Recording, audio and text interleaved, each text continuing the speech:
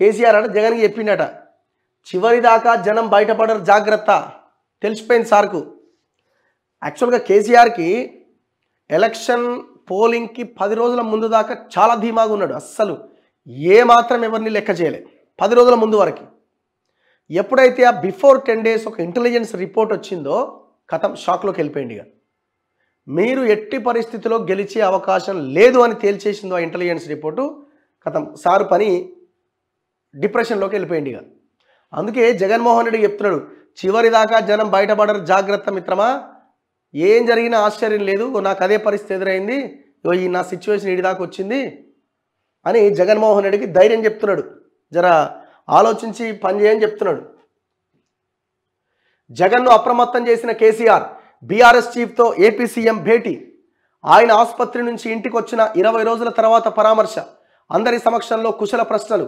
ఆపై కేటీఆర్ను పంపేసి చర్చలట. అమ్మో, కేటీఆర్ని కూడా నమ్మడు, అస్సలు నమ్మకమే లేదు వాళ్ళ మీద. కవిత మీద, కేటీఆర్ మీద నమ్మకం లేకపోగా నేను ఓడిపోవడానికి, పార్టీ ఈ స్థితిలో రావడానికి కారణం నా కొడుకు నా బిడ్డ అన్నది కేసీఆర్ యొక్క నిశ్చితమైన అభిప్రాయం. చాలామంది ముందు ఆయన చెప్పేది ఒకటి, నేనేం తప్పు చేసినా వాడు ఆమె కథ చేసింది తప్పంతా అని పదే పదే చెప్తుండేవాడు. వాడు అంటే కొడుకు కాబట్టి అట్లా అంటాడు. సో చాలామంది సన్నిహితుల ముందు ఆయన చెప్పే మాట, ఓటమి ఊహించలేదన్న కేసీఆర్, వైసీపీని చుట్టుముడుతున్న కష్టాలు, సీట్ల మార్పుపై వికటిస్తున్న ప్రయోగాలు, కాంగ్రెస్లో షర్మిల చేరికతో ఇంటిపోరు, కాంగ్రెస్కు మద్దతుగా నిలవద్దు, తల్లి విజయలక్ష్మితో జగన్. తెలంగాణ మాజీ ముఖ్యమంత్రి కేసీఆర్ గాయపడి శస్త్రచికిత్స చేయించుకొని ఇంటికి కూడా చేరుకున్నాక 20 రోజులకు ఏపీ ముఖ్యమంత్రి వైఎస్ జగన్మోహన్ రెడ్డి ఆయన్ని పరామర్శించారు. ఏకాంతంగా, ప్రత్యేకంగా కూడా పరామర్శించారు. సహజంగా ఎవరైనా ప్రమాదానికి గురై ఆసుపత్రిలో చికిత్స పొందుతున్నప్పుడే వెళ్ళి పరామర్శిస్తారు. కానీ జగన్ ఇన్నాళ్ల తర్వాత వెళ్ళడం, ఏకాంతంగా చర్చలు జరపడం గమనార్హం. ఆరోగ్య పరామర్శతో పాటు రాజకీయ కోణంలో కూడా ఈ సమావేశం జరిగినట్టు విశ్లేషకులు అభిప్రాయపడుతున్నారట.